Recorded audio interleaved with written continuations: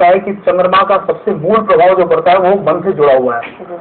मन हर व्यक्ति का एक क्षण में तो क्षणे रुष्टा क्षणे तुष्टा होता है, बिल्कुल चंचल होता है, बिल्कुल उसकी गति बड़ी तेज होती है। जहां न पहुंचे रवि वहां पहुंचे कवि, और कभी मन से पहुंचता है। तो चंद्रमा का सबसे ज्यादा प्रभाव 2 अंक वालों पर पड़ता है। पूरे अंक को देखें 11/11/2011, तो इसका पूरा भाग्यान जिसको हम पूरे को जोड़ें, जैसे 1 घन 1, 1 + 1 + 1 + 1 + 2 + 0 + 1 + 1, तो ये पूरा अंक योग होता है 8। 8 का स्वामी होता है शनि।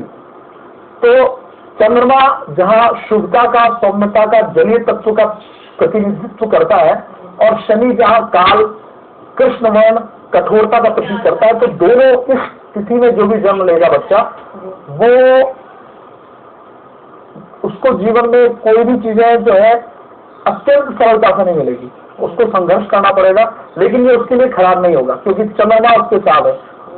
उसके साथ सबसे बड़ा प्लस पॉइंट ये होगा कि जीवन के अंदर जो भी उतार चढ़ाव आएंगे, वो अगर अपने आप को उसके अनुरूप बनाए, अपने आप में समत्व स्थापित करे, तो वो सफल रहेगा। और जहां तक बात आती है अंक ज्योतिष शास्त्र में, इस 2 अंक वाले के साथ इसके जो गुण होंगे उनको हम सामान्य चर्चा कर लेते हैं। इसमें ये व्यक्ति एक तो प्रेम, सौंदर्य, प्राकृतिक गुणों के प्रति आकर्षित रहेगा। दूसरा, इसमें 40% स्त्री संबंधित गुणों के प्रति अत्यधिक आकर्षण होगा, और स्वयं में भी इसमें ऐसे गुण होंगे। जलीय वस्तुओं से इसका संपर्क होगा। और इसके लिए जो अशुभ तारीखें हैं वो मैं बताना चाहूंगा, वो बहुत महत्वपूर्ण है।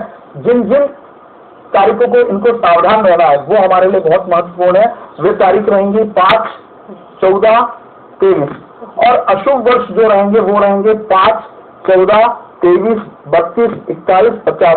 अब आप सोचेंगे कि हम ये कैसे याद रखें? इसके लिए आपको कोई तनाव लेने की आवश्यकता नहीं है।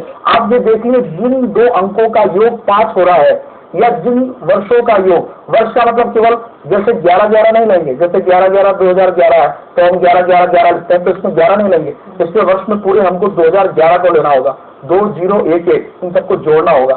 तो इस तरह जिन वर्षों का योग 5 आएगा और जिन तारीखों का योग 5 आएगा वो हमारे लिए अशुभ रहेगा।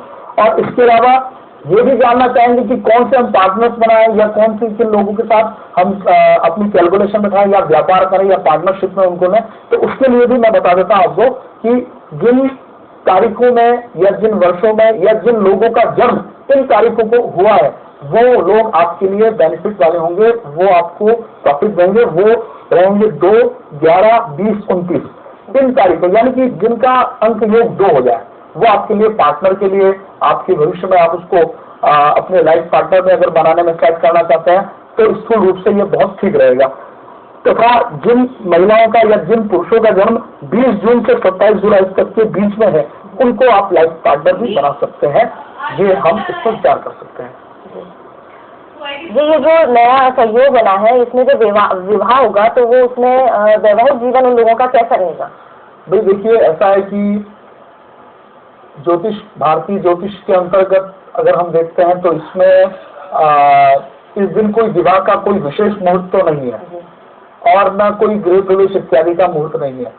लेकिन ऐसा नहीं कहेंगे कि खराब रहेगा, क्योंकि चंद्र बल की प्रधानता रहेगी, और जीवन में उन लोगों का एडजस्टमेंट, मैंने पहले भी कहा आपको कि 11/11/2011 तक जो संयोग है उसमें व्यक्ति को थोड़ा संघर्षरत रहना भी पड़ेगा। तो वो यहाँ लागू हो सकता है कि उनको अपनी पत्नी से या पति को पत्नी से थोड़ा एडजस्टमेंट बिठाना पड़ सकता है।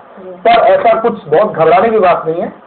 पर यह है कि हम देखते हैं विवाह का कोई विशेष मुहूर्त इसमें बन नहीं रहा है, लेकिन फिर भी 11/11/2011 को जो करना चाहते हैं, जैसे अन्य धर्म के जो लोग हैं जो हिंदू धर्म से नहीं जुड़े या विदेश में अगर वो करना चाहते हैं, तो उनको थोड़ा एडजस्टमेंट थोड़ा ज्यादा उठाना पड़ेगा। उसके लिए उनको चंद्रमा से संबंधित उपासना करने की आवश्यकता होगी।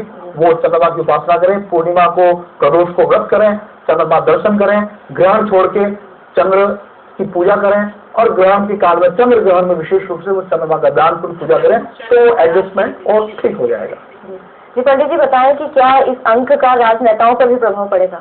हाँ बिल्कुल, इसमें जो ये तारीख आएगी, इससे संबंधित जो भी राजनेता है जिनका चंद्र तत्व से प्रधान, या जिनके चंद्र कुंडली में चंद्र तत्व प्रधानत्व में है या चंद्र से जो जुड़े हुए हैं, उनके काफी उथल पुथल होगी। क्योंकि ये संयोग ऐसा है कि इसमें इस समय की जो ग्रह स्थिति जो आपसे चर्चा की गई, इसमें चंद्र केतु का एक योग भी बनेगा।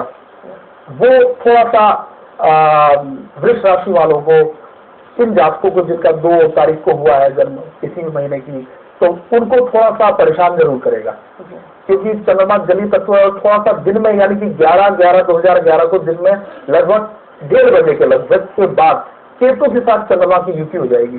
तो जो भी वृष राशि वाले जातक हैं उनको थोड़ा उथल पुथल तो झेलना पड़ेगा, या 2 अंक से संबंधित जिनका मूलांक है उनको थोड़ा उथल पुथल झेलना पड़ेगा। आशीष प्रतिवत जी बताएं कि इस दिन कोई खास पूजा अर्चना की जानी चाहिए इस अद्भुत संयोग में जो बना हुआ है? हाँ बिल्कुल, इसमें आपको पूजन करना चाहिए। चंद्रमा स्ट्रॉन्ग स्थिति में है, तो आप चंद्रमा, और चूंकि इस दिन जो जातक होंगे वो भी चंद्र से संबंधित उन पर ज्यादा प्रभाव होगा, तो उनको चंद्रमा का पूजन करना चाहिए। और चंद्रमा उच्च राशि में भी 1:30 बजे के बाद दिन में आ जाएगा, तो उनको चंद्रमा का पूजन अवश्य करना चाहिए, ताकि क्योंकि जीवन भर उनको मानसिक संताप को झेलने की शक्ति जरूरत पड़ेगी, तो उन लोगों को जीवन भर चंद्रमा की उपासना बिल्कुल करनी चाहिए। उसके लिए सबसे सरल उपाय है कि चंद्रमा प्रत्यक्ष देवता है, किसी भी धर्म किसी मजहब से उसका कोई लेना देना नहीं है।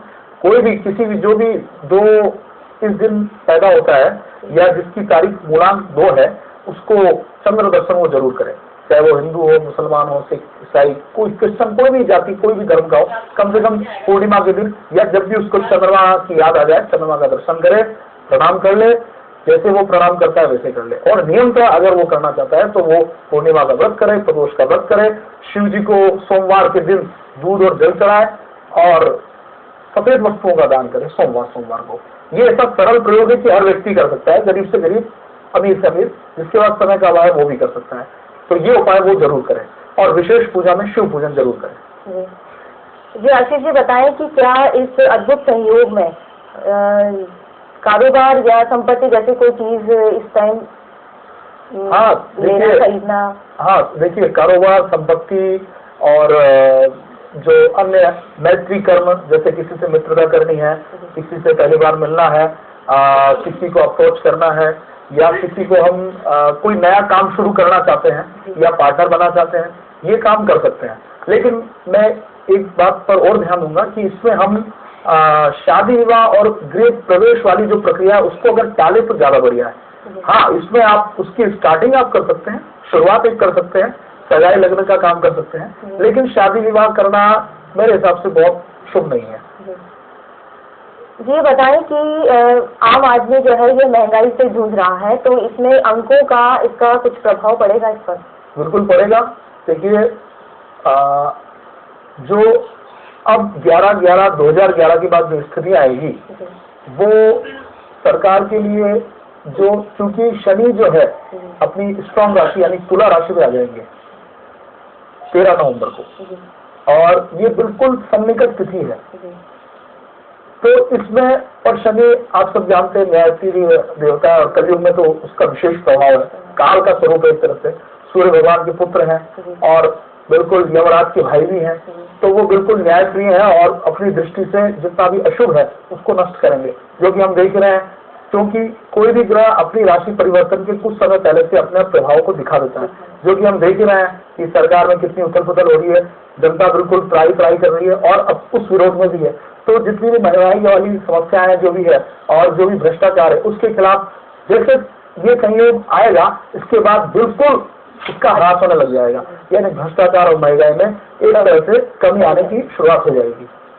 प्रलय वाली जो बात कई लोग उठाते हैं, मैं आपको बताता हूँ कि लोग कहते हैं